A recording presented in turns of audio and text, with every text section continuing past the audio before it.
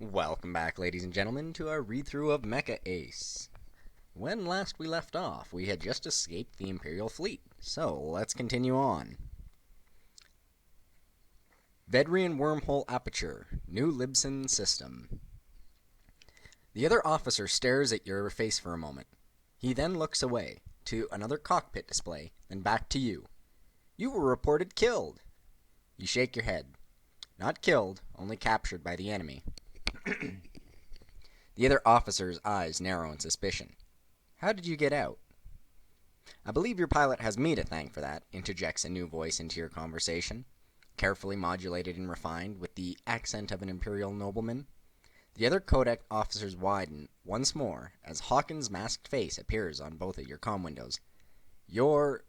The Imperial nods. I am Camille Hawkins, formerly a commandant of the Imperial fleet. I am expressing a desire to switch sides. An elegant smirk plays over the blue mask's lips. Take me to your leader. Your trip into the heart of the fleet proves to be a tense one. Your escort takes no chances with you and Hawkins as they lead you through the formation of Codex ships, their weapons still carefully trained on the Roland and your machine.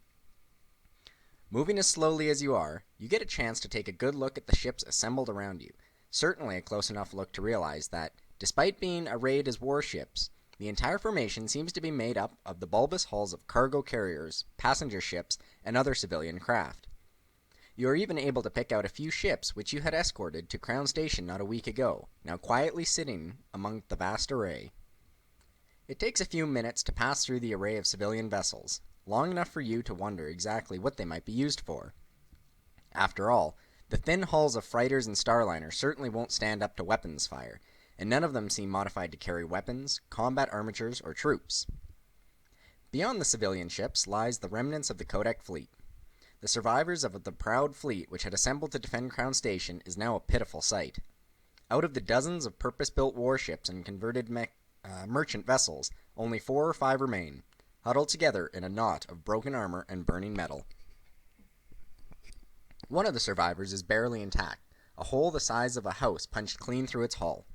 Another's hull's plating is crumpled and deformed, as if under the repeated blows of a giant sledgehammer. All of the remaining ships are covered in scorch marks and jagged tears where communication towers, weapon mounts, and superstructures used to be.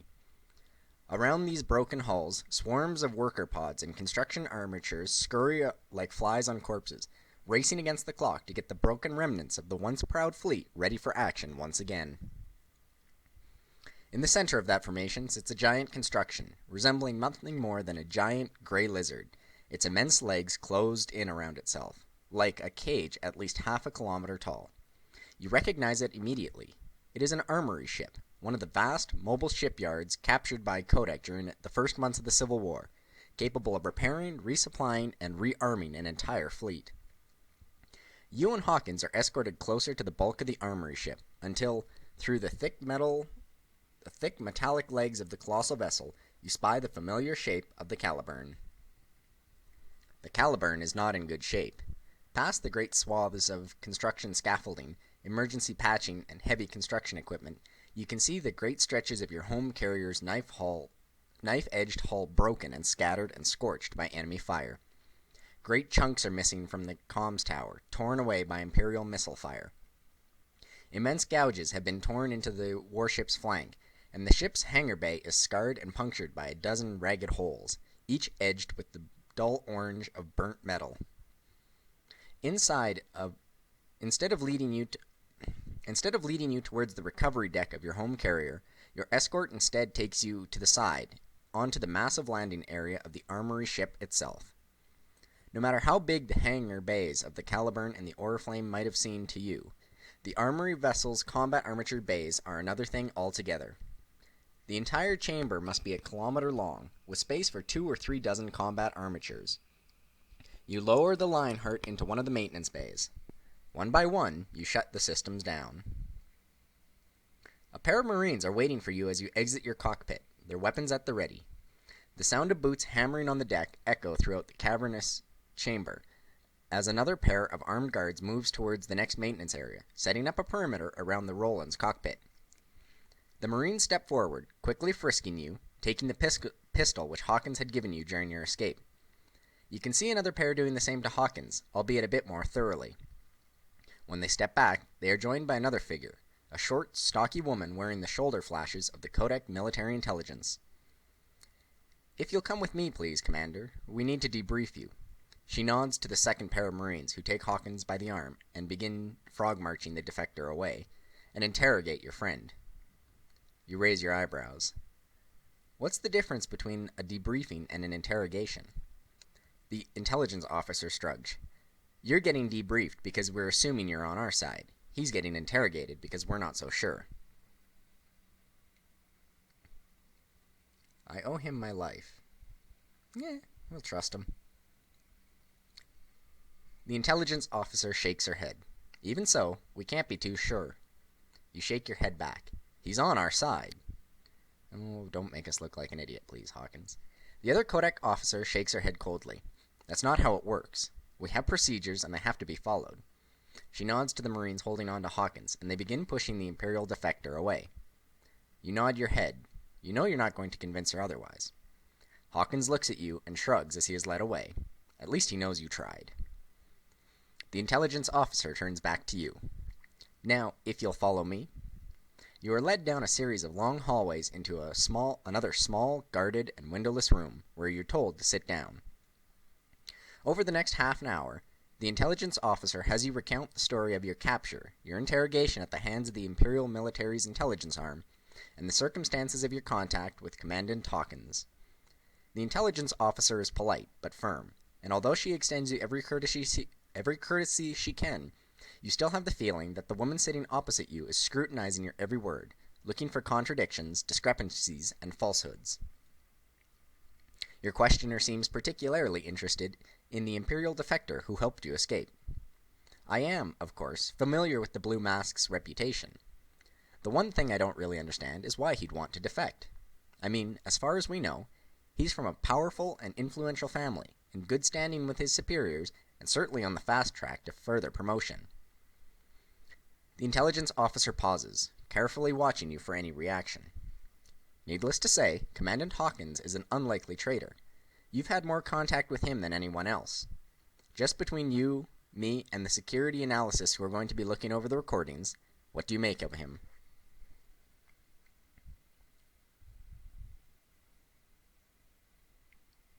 You know what? We're digging in for a penny, in for a pound. If he backstabs us, well, we're screwed. The intelligence officer's eyebrows raise upwards. Really? Aren't you worried about any ulterior motives that he might have? You shake your head. I think Hawkins' intentions to join our side are genuine. Besides, unless something's changed in the past few days, we're going to need him on our side, especially considering the information he brought with him. The other Kodak officer's eyebrows shoot up. Intelligence? What intelligence? Hawkins brought plans of the Imperial superweapon with him. He says they reveal a way to bring it down for good. You wait for your counterpart to show some sign of surprise at your revelation. After all, such information could be vital, perhaps even key to winning the war itself. However, you are disappointed. The intelligence officer simply nods, as if making a silent mental note, and moves on. The questions continue. Your counterpart moves on to the circumstances of your captivity and the process of your escape. Since this had only happened a few hours ago, you find it easy enough to answer. After a few minutes of this, the intelligence officer sits back, apparently satisfied. Well, we're just about done here. Just one more thing left to ask you. You look up. What's that? Regarding your interrogation by the Imperial Military Intelligence, you mentioned that they were trying to get classified information out of you about the XCA-118 and your command codes. What I need to know, and I expect you to be honest, is whether you gave any of this information up. A chill runs down your spine. The previous questions you've answered honestly, your escape from the Imperial captivity, the previous 5 years of your career, none of it matters in the light of this one question. If you answer truthfully and admit that you gave up information under interrogation, your consequences might be dire indeed. You might be stripped of your flight status, kicked out of the Kodak military, maybe even jailed.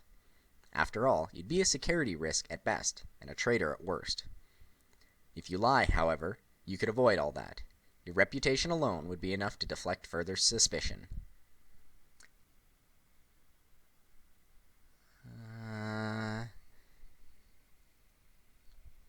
We're the good guys. Let's go with honesty. If this is the end, so be it. You nod.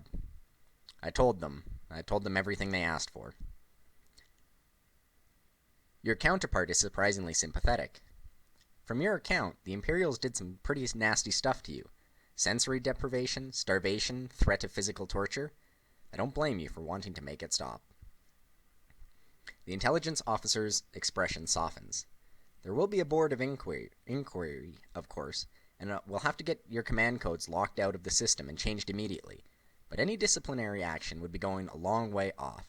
We still need all the veteran pilots we can get, and you're still one of the best. Any investigation or disciplinary action would have to wait until the crisis is over, and for the sake of what you've been through, and for your honesty, I'd be willing to testify in your defense. Awesome. You nod, still a little shaken. Although there won't be any major consequences yet, the prospect of a board of inquiry looms over your future like a dark cloud. You'll have to find a way to tackle that when the time comes. We'll leave it till then. Your counterpart asks you no more questions. Instead, she stands up and shows you the door. Marines, she says to the guards outside, escort the commander back to his quarters on the Caliburn. The two armed guards give stiff nods. The intelligence officer waves goodbye in a remarkably friendly way. Take care of yourself now. Goodbye. Your escort leads you down another long set of corridors. You pass by the other Marines on patrol, and teams of engineers, technicians, and general crew on their way to their own destinations. Finally, you reach the heavily reinforced passage of an intership airlock. After a few seconds, the airtight armored door opens, and you step through onto the familiar sights of your own home carrier. The Caliburn is even in worse shape on the inside than on the out. Blown out hull panels and debris from broken bulkheads and buckled walls are everywhere. Entire sections of corridor are glowing in the telltale scorch marks of burning plasma, and the whole decks are still under the dark red glow of emergency power lights. Twice, you are forced to make a detour when you come across sections of the ships still open to hard vacuum. No matter where you go, the ship seems almost empty. You encounter nobody, save for the occasional damage control team. You wonder how many of the crew survived the battle. At last, the two Marines deposit you in front of the door to your old quarters. You open the door to find, to your relief, that nobody has started to pack up your stuff after receiving the exaggerated reports of your death. Your chair, desk, and most importantly, your bed are exactly as you had left them. It is to the last of these that you stagger towards, suddenly feeling an onset of an impossibly heavy tiredness. Without delay, you lift yourself into the bed. You are asleep seconds after your head hits the pillow.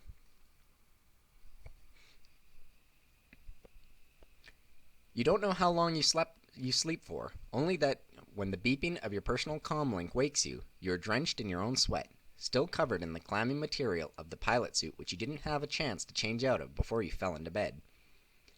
It takes you a moment to reclaim your bearings, to make out the familiar features of the room in the darkness of your unlit quarters, to confirm that you are still in your quarters on board the Caliburn. Your comlink's beeping grows more insistent, so you open the channel. "Good evening, Commander," Captain Balin's voice pipes into your ear. "I trust you've slept well?" You blink, the last vestige of drowsiness out of your eyes. "I'm all right." "Good. There's to be a briefing in an hour. All ship's officers and senior non-coms are to attend. That obviously includes you. Good evening." With that, the channel closes, leaving you surrounded by silence once more. The briefing room is nearly empty when you get there. After a quick count, you realize that there could be no more than a dozen or so people present, in a room which should have been filled with that twice over that number. Oops, that was terrible.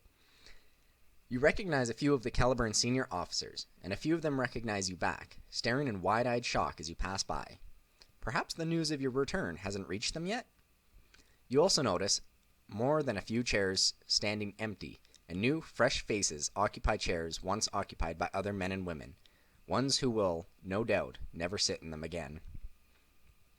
It is clear that the Caliburn's crew complement suffered heavily in the retreat to the Vedrian wormhole.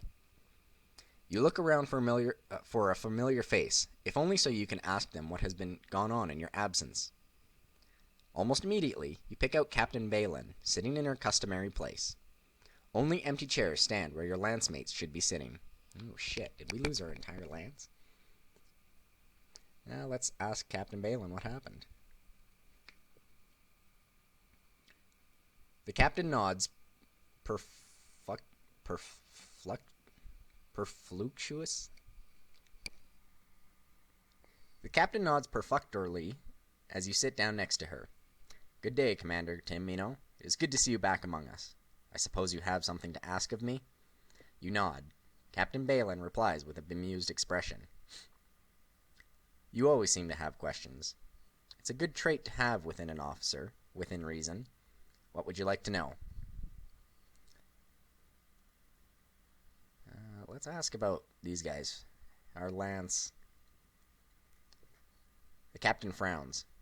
I'm afraid that the bridge and hangar bay suffered hits from Imperial missiles while we were withdrawing to the wormhole. None of the crew in the hangar bays made it out. As for Watanabe, well, her bridge console collapsed on her when the side of the bridge buckled. It was very quick. Oh shit, they're both dead. You nod silently. You've been a soldier for too long for a single death to affect you much anymore. You're not so sure what that says about your psyche, but that does not mean you are still able to accept the loss of somebody, be they friend or mere acquaintance, with a level of calm. The captain nods back. Shall we change the subject? Well, shit, let's figure out where our lance is. The captain turns her head towards the empty seats where your fellow pilots should be sitting. Ah, yes, your lance. You can tell what's coming next. Someone like the captain wouldn't bother to be hesitant unless... They're gone, aren't they? You find yourself saying. The captain nods. That's most likely. There is some slim chance that they've managed to survive, but I would not place too much weight on that. Until then, your lance's slots will be filled with replacements drawn from other ships. You nod. I understand, you say, your words lacking all color, as you try to wrestle with the implications. They were your pilots, your unit. They depended on your leadership to keep them alive. And you failed. The captain nods, expression somber. Is there anything else, Commander? What happened? The captain shakes her head. Well, shit, I'm upset. We lost our lance. Supposedly. There's still a little bit of hope. A great deal of death, that is what happened. The Imperial light ships and combat armatures caught us as we were trying to withdraw to the wormhole. Despite the efforts of the few combat armatures still mounting a defense, our efforts were overwhelmed and most of our ships destroyed. Captain Balin waves a hand at one of the walls in the briefing room, a spot blackened and cratered by some sort of shrapnel. The Caliburn did not get through unscathed. Few ships got through at all, but we've still got enough of a chance left for one last attempt to stop the enemy. One last gambit. My gambit. Your gambit, you echo? The captain nods. I am the senior captain remaining in New Libsyn. The Defense Committee has given me temporary command of the fleet and the resources to carry out the plan which, if successful, may turn the tide of war. Why wouldn't you have done this earlier? The Kodak Fleet's new acting commander leans back in her chair. You will know what that shall entail soon enough. Until then, I'd assume you have other questions to ask? Before you can respond to the captain, a young woman wearing a tunic of Caliburn's bridge officer taps her on the shoulder. Everyone's here, ma'am. The captain nods in acknowledgement and turns to you, an apologetic expression on her face. I'm afraid I can't answer any more of your questions, Commander. Perhaps later. With that, she gets up and walks to the front of the briefing room. Actually, the only other question was that what was this briefing for, and we're about to learn that, so... Officers and NCOs to attention. Captain Balin's voice cuts through the air of the room like a cracking whip, drawing the eyes of everyone in the room. Immediately, automatically, you stand up straight, eyes front, your posture rigidly vertical. The rest of the room does the same.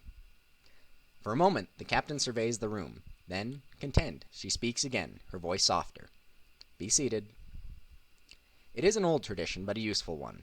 It has gotten your attention and the attention of everyone else in the room. There is no further blurble of conversation, only the soft sounds of human bodies adjusting themselves in their seats. All eyes are arrayed front and center, giving Captain Balin their undivided attention as she begins speaking in earnest. Ladies and gentlemen, it has been a long war, and these last few weeks have been among the hardest. I see a great number of empty chairs in this room today, far more than I would have liked to wish for. We have all sacrificed far too much, and I am loath to ask you to sacrifice more. The captain takes a deep breath. Whatever she is about to say must weigh heavily on her soul, indeed, if she is capable of showing that through her normally stoic exterior. However, that is what I must do. Our fleet, our rebellion, our very freedom are all teetering on the brink of a precipice. With much of the fleet destroyed, it will only be a matter of weeks before the enemy is able to make good the losses we have inflicted on it, rearm, and force its way through the wormhole and overwhelm our forces here in New Libsyn. Behind us, there are no further lines of defense. The enemy will be free to reduce our worlds to rubble, one by one. The room is completely silent now. The asperity of your situation has never been hammered home in such straightforward terms. The captain continues. As some of you may know, the Defense Committee has appointed me acting fleet commander in order to face this situation. I put together a plan which will stop the enemy, turn the tide of war, and perhaps even end it. For it to succeed, I shall require your abilities, your loyalty, and your faith for one final reckoning on which the outcome of all that we have fought and bled for these many years depends. The captain pauses. Nobody speaks, nobody objects, nobody even seems to breathe. Captain Balin presses a button on the podium, the lights darken, and the screen behind her comes to life. Now, without further rhetoric, the plan.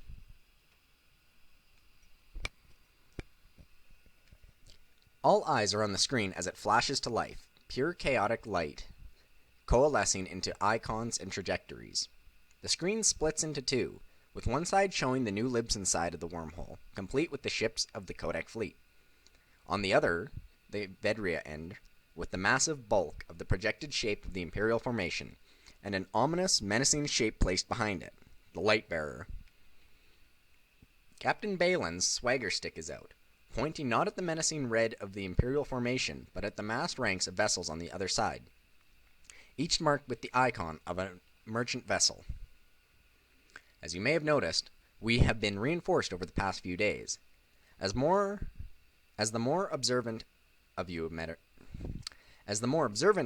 have noticed, these vessels are not warships, for we have none left to spare, but are instead merchant vessels, including the substantial number of evacuation transports we were able to escort out of following the fall of Vedria Prime. This was not a mistake. I requested these vessels especially. We do not have enough warships left to face the Imperial fleet in open battle, but we can even the odds. Captain Balin presses a button on the podium. The icon of one of the merchant vessels expands into a detailed schematic. These vessels have been stripped of their non-essential systems. Their crew have been mostly replaced by automatic piloting systems, which will suffice for the purposes of this operation. Most importantly, their normal cargo loadouts have also been replaced. The captain presses another button, and vast sections of the hull glow bright red. You feel your breath catch in your throat as you read the label. Antimatter, military containment, 50,000 metric tons. Captain Balin remains silent for a few moments to allow the notion to sink in. Dozens of ships will be sent on a suicide mission, not as missile platforms or even a diversion, but as flying bombs, each packed with enough antimatter to crack a small moon in two. After what seems like half an eternity, Captain Balin resumes speaking, her tone grave. These ships are carrying 3/4 of our entire strategic fuel and weapons reserve. It would take 2 years to make up for the amount of antimatter we are about to expend in the space of a few minutes. The Caliburn's commanding officer holds up her hand to politely but firmly forestall any protesting development. However, assuming these ships will serve their purpose, the enemy fleet will be thrown into a disarray attempting to either avoid or shoot down these vessels, especially once one or two detonate in their midst. The captain presses another button, and the display on the screen behind her shifts. The icon representing the merchant vessels disappear through the wormhole and appear out on the other side. There is a miniature flare in the midst of the Imperial formation as one of the merchant ship icons flies into it, a shallow representation of an immense antimatter detonation. The Imperial formation flies apart until the formerly ordered ranks of the Red become a confused jumble. With the enemy fleet thrown into chaos, we would be free to implement the second part of our plan. Originally, this was going to involve a large-scale hit-and-run attack, to do as much damage as possible before the enemy were able to regroup. This was always reliant on the hope that we would damage the enemy enough to render them incapable of offensive operations for a few months or a year, enough time to partially rebuild our fleet. However, this has now changed. Some of the fellow officers looked to their neighbors nervously. The captain's plan is desperate, risky, and unprecedented, and to you, it looks like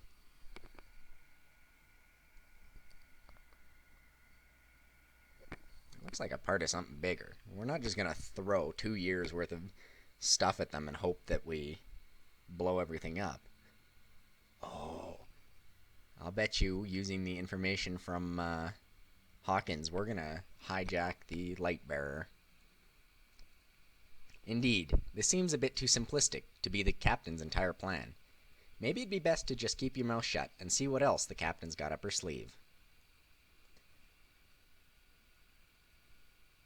Captain Balin's eyes sweep across the room, silencing any whispers of speculation before they even start, with the glare of her cold, gray eyes. Due to recently obtained intelligence from a new source, we shall not be striking the enemy fleet directly. We shall instead be attacking a more valuable object. One of the Caliburn's officers can restrain himself no longer. With all due respect, ma'am, you're being really cryptic. Who is this source, and how did they get the intelligence? Captain Balin smiles, not an expression of joy, but that of a wolf who has just cornered a hare. Why don't you ask him yourself? Another figure walks in from the side doors. The room is dark and backlit by the screens, so you cannot see much of the newcomer, only the crisp folds of a new Kodak officer's uniform, with a few strands of blonde hair, and the angular outline of a pale blue mask. Called it. The room's silence breaks into renewed rounds of whispers and gasps. You clearly aren't the only one to have recognized the newcomer. This is obviously something that the darkened figure knows, as he calmly continues to the podium, allowing the captain to step aside before taking position. For a moment, the two exchange tensed whispered words. Then the newcomer nods, looks out towards the room full of still shocked and not quite friendly Kodak officers, and presses a button. The display on the screen changes, and the whispering begins to stop, slowly, as one by one, the officers in the room recognize the distinctive silhouette of the weapon which annihilated the majority of the Kodak fleet just days ago. Within seconds, the room is quiet once more. This is Lightbearer, the newcomer says, the Imperial military's newest superweapon. It generates an immense matter/antimatter reaction within its core, and directs the resulting energy into a spray of charged particles concentrated into a wide beam by a containment field. This beam possesses enough destructive force to annihilate combat armatures, warships, even space stations. With each sentence, the display on the screen shifts. The silhouette becomes a detailed, clearly labeled schematic. The room stares wide-eyed. Before them are the secrets of the enemy's trump card, laid bare before their eyes. The newcomer's expression is predatory as he leans forward over the podium, the face of a hunter explaining how he is to catch his next quarry. My name is Camille Hawkins. Up until 16 hours ago, I was a combat armature pilot in the Imperial Grand Fleet. I was the source which brought you the information about the Lightbearer weapon, and now I shall tell you how we are going to bring it down.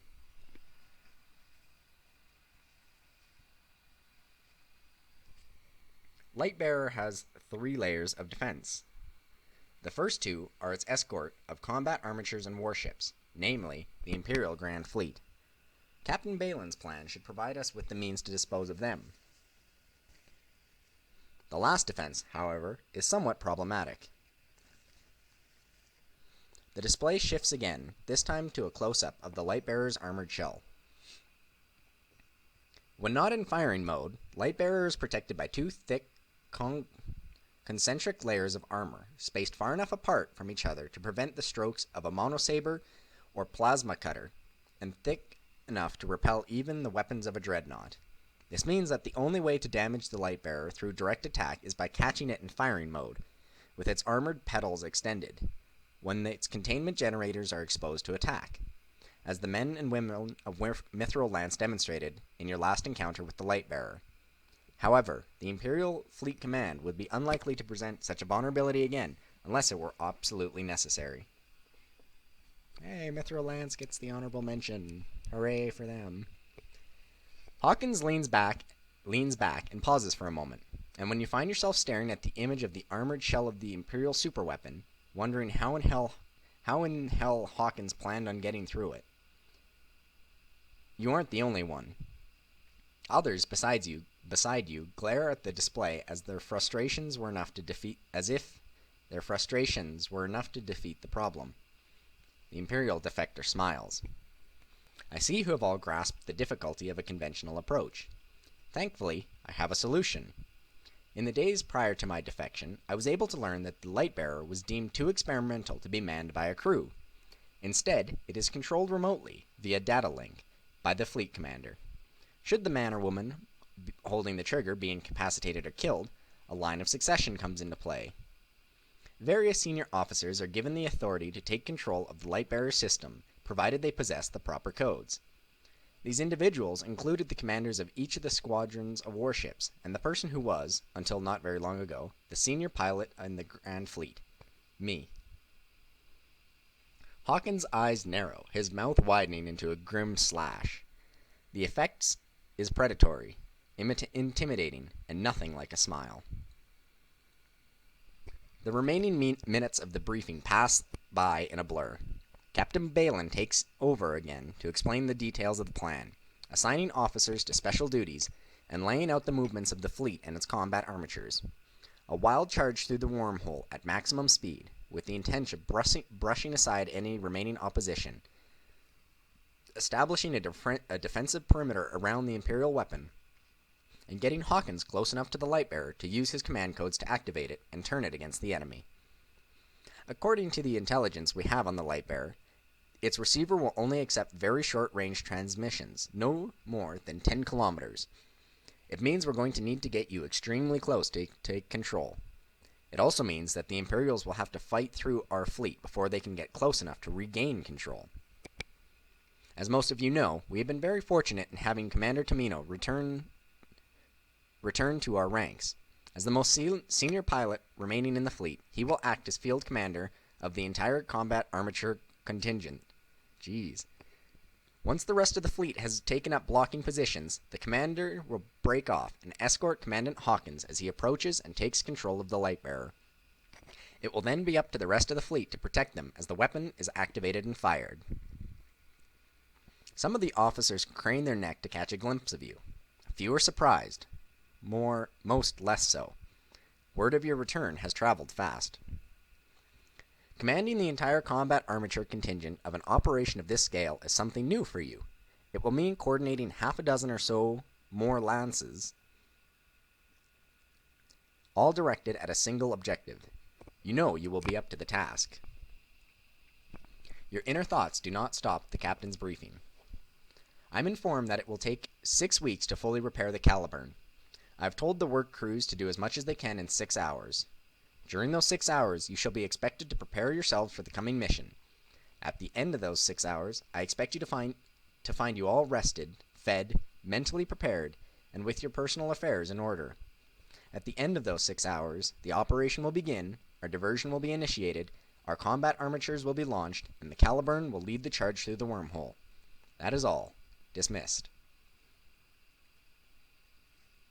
The silence breaks almost immediately. Officers begin departing as the lights go up. Once again, those with immediately pressing duties begin making their way out quickly. Others begin speaking urgently with their fellow officers, their nervous, grave tones showing how mindful they are of the now important hours to follow. You get up to leave. You have preparations of your own to make. You walk out of the briefing room with a great deal on your mind, but you're not quite so preoccupied as to miss the masked figure leaning against the side of the corridor, waiting for you to pass by. "Hello, pilot," Hawkins says as you approach. The Imperial defector pushes himself off the wall and steps towards you. "I hope my appearance during the captain's briefing did not appear as too much of a shock for you. I assume that you have a fair number of questions for me now, after everything I revealed." You know what, let's ask. Let's see what kind of questions we come up with. Hawkins spreads out his hands before you, palms up, in a gesture which could either be interpreted as an invitation or a challenge. "Very well, you have questions, and I shall have a few short minutes before being called away to meet with your superiors again. What do you wish to know?"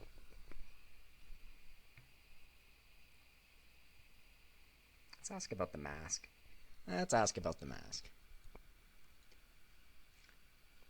Hawkins hesitates for a moment, as if weighing the merits of one answer over the other.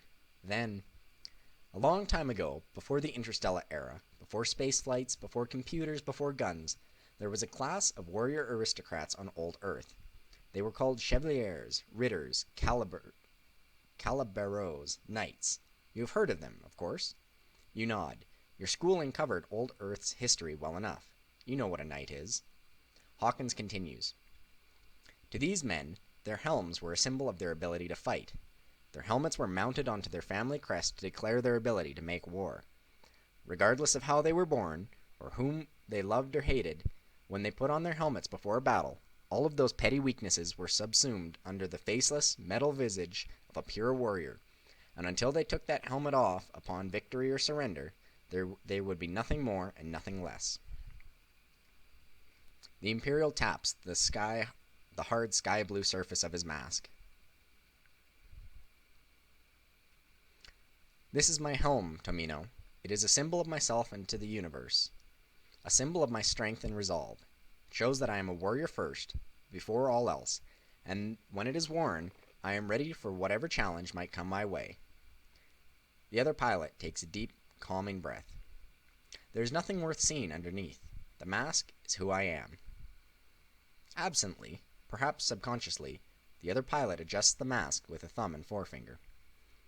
"Surely you did not mean to ask after my personal preferences. You've got other questions, I assume." Let's ask about this. If it's just about the codes, maybe. Hawkins' eyebrows peak in curiosity. "How do you mean?" The question seems like an obvious one. After all, there's nothing stopping Hawkins from simply giving his command codes to every pilot in the Codec fleet, so that any pilot could conceivably complete the mission. When you mention that to Hawkins, the other pilot does not seem to approve. Hawkins fixes you with a flat, almost disappointed look. "Come now, Tomino, if I were to give my command codes to you, to your superiors, or any other fellow loyal Codec soldiers, I would be of no further use to them. There would be nothing stopping your Captain Balin from locking me up forever, or simply having me tossed out an airlock." You nod. It makes perfect sense to you. So long as Hawkins is the only one who can disable or take over the Imperial superweapon, Codec would have to treat him with kid gloves. Either way, that's the most definitive answer you could have asked for. Well, let's ask him about the plan. Might as well. Hawkins shakes his head. "No, I am not. No plan is guaranteed success or failure. I am, however, confident in our ability to acquire Lightbearer." The Imperial ace meets your gaze, his expression curious. "What do you think?" "You know what? We're confident in this plan. We've been going ham like this last few weeks. Why change it?" The Imperial defector's lips quirk into something of a smile, though the rest of his expression remains as mysterious as always. "I am glad we are of one mind on this. Even if all goes to plan, it shall be very difficult to carry out this operation successfully, but it would not do to enter the battle convinced of failure. Hopefully, our faith in our success shall prove prophetic." You nod in agreement. Hawkins changes the topic with a languid wave of his hand. You had other questions? Not really. Hawkins nods, but before you can turn to walk away, the other pilot stops you.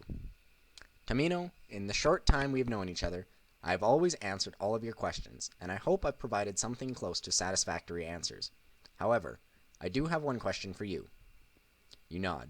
What is it? Hawkins seems to fidget for a moment, more awkwardly than you have ever seen him. He opens his mouth, then closes it.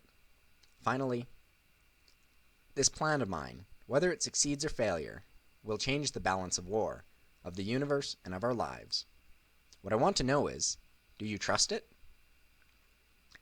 The ex-Imperial meets your gaze, so that even through his mask you can read the earnestness of his expression clearly. Do you trust me? You know what?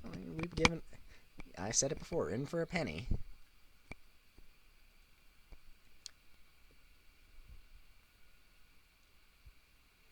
For a moment, the other pilot's stoic facade breaks. He offers you a plain, uncomplicated smile. I was rather hoping you'd say that, especially considering the alternative. The smile does not last long. After a moment, it fades away, and the ex-Imperial Ace's expression turns pensive. Perhaps you were foolish to trust me. You shake your head. Perhaps I am, but you haven't proven yourself a liar yet. You hear Hawkins mutter something under his breath, too quiet for you to make out. Before you can ask what it was, the ex-Imperial turns and walks away. You spend the next hour or so getting your affairs in order, doing last-minute checks on your pilot suit, downing another unappetizing tray of military rations, and generally catching up on the few days you've lost in Imperial captivity. You also get a message from an encrypted source informing you that your command codes are now invalid, as they have been compromised by the enemy. A second message from the same source follows a few minutes later with a new set. You take the time to memorize these new codes, but it is the work of only a few minutes to get the string of letters and digits ingrained into your head. Eventually, you simply run out of things to do. There are no ways left to spend your long hours that remain before you finally go into battle, unless you were to simply try and sleep those remaining hours away. Well, let's go back and rest then, I guess. I feel like this might be a part where if Weaver or Watanabe were alive, we could go and hang out with them, but since pretty much, or a Sadie or anybody, since freaking everybody managed to die, you head back to your quarters and lay down to rest. Although you've had a great deal of sleep, life as a soldier has taught you that you can never have enough because you never know when you will be able to get more. However, you find yourself unable to sleep. Instead, you think back to the events of the past few days and on the climactic nature of the battle that is soon to follow. There is no question that victory or defeat here may change the course of the war. With the Codex fleet all but destroyed, and a superweapon capable of reducing the most massive defenses in Imperial hands, defeat would follow in a matter of months. You try not to dwell on what the Empire might do to those who took up arms against it. On the other hand, if Hawkins' plan were to succeed, then the Imperial superweapon would be in Codex hands, and though the Imperial military is powerful, it is just as exhausted by 5 years of war. The destruction of the Imperial Grand Fleet, or even the threat of its destruction by a hijacked Lightbearer, could be enough to bring the enemy to the bargaining table. That is, of course, if Hawkins holds true to his word. Can the Imperial defector be trusted? Will the plan succeed? Will the war finally come to an end? These are questions that resolve and tumble in your head, resisting all efforts to remove them. After a time, you don't know how long, they fade and blur, and somehow you actually fall asleep. When you return to the hangar bay a few hours later, the vast room is swarming with men and women, technicians, marines, and pilots doing last checkups on their machines. The Lionheart sits at the first berth, fully repaired and ready for action. However, it doesn't take you very long to notice the machine next to the Lionheart, Camille Hawkins' Roland, hastily repainted with Codex insignia, a sign that, if nothing else, High Command trusts the Imperial defector enough for him to be considered, provisionally at least, one of you. You look up just in time to see a slim, fair-haired figure in a newly cut Kodak pilot suit clamber into the open cockpit. Hawkins looks down at you and gives you a businesslike salute before lowering himself into his cockpit. You have little time to waste. Some of the other pilots further down already have their machines powering up. Those on the hangar deck scramble away, ant-like, making room for the first of the Caliburn's pilots as they move across the cavernous chamber to take position before the elevators to the catapult. Getting into your cockpit and strapping yourself in is second nature now. You don't even realize you've done it until the Lionheart's armored torso begins to close in around you. You take a good look around the hangar bay as the cockpit cocoons itself behind layers of metal and ceramic, knowing it could be the last time you ever see it in this life. You trigger the stim injector in your suit. You feel your vision sharpen and various parts of your body waken beyond wakefulness as you slowly move the Lionheart into position before the assembled combat armatures of the Caliburn's Combat Armature Group. You make a unit-wide ready check. The others chime in one by one over your comms. The familiar faces of your veteran lancemates put you at ease as each of the faces flashes across your comm screen. Some smile when they make the report, others are set in grim determination, but you know them all well enough to know that they are all happy to see you. They are all there, except one. In Fatima's place is a fresh-faced rookie pilot from the Strategic Reserve, clearly out of his depth. Mithril Lance is still an elite unit, and you know your replacements would be the best available, but you're not sure it's going to be enough. You step up to the catapult, waiting for the launch indicator to turn green. Yoshiyuki Tomino, let's do it! Alright. You move the Lionheart into position, your lance at the back, and the rest of the fleet takes up formation. You pass the other ships of the ragtag Kodak fleet and bring your machine into the position near the head of the combat armature screen. Out of more than 200 combat armatures which have assembled to face the Imperial Grand Fleet before Crown Station, only a few dozen remain. Even those few are enough to make a formidable-looking array. Hopefully, it will be formidable enough. These are all the mecha that Kodak can still deploy. You tap into fleet-wide comms channel just as the remaining few survivors of Kodak fleets report in. Merchant Cruiser Kostava in position. Light Carrier Leto Vorbeck in position. Point Defense Frigate Tagori in position. And so it goes, until finally you see the knife-edged hull of the Caliburn, battered but still defiant, slip loose from the massive metallic claws of the mobile shipyard, and move into position at the head of the fleet. Fleet Carrier Caliburn in position. All ships reporting and accounted for. Phase 1, begin. Ahead of you, the assembled ranks of the unmanned merchant vessels, now packed with immense amounts of antimatter, begin moving forward, the jury-rigged missile guidance computers at their helms steering them forward to the diamond of the navigational beacons marking the aperture of the Vedrian wormhole. Now, all that remains is for you to wait for the rigged civilian ships to hopefully do their job. You have 20 minutes before what could be the beginning of the last battle of the Kodak's last fleet. You can feel the tension in your cockpit as the minutes tick down. The comm links are silent. Everyone knows how monumental this battle will be, either as the rebellion's finest hour or the death knell. The situation seems almost begging for a speech. As field commander of the combat armature, you are certainly entitled to make one. After all, you and your fellow pilots must get Hawkins to the Lightbearer in one piece, leading the charge as ships provide fire support.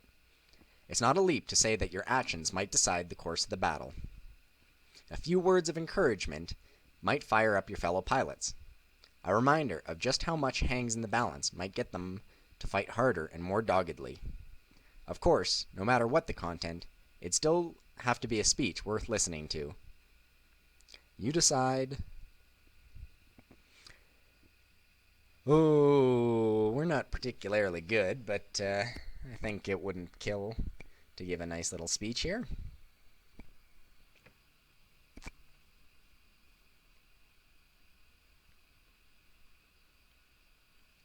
Let's remind everybody that a victory here might mean a quick end to the war. We're going to give a speech. We don't want to talk about no mercy. Yeah, let's do it.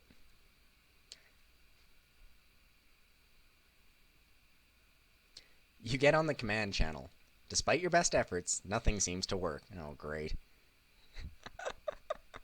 Wow, we are failures. You try everything you can to convince your fellow pilots how this coming battle might finally bring an end to the war, but the response is lukewarm at best.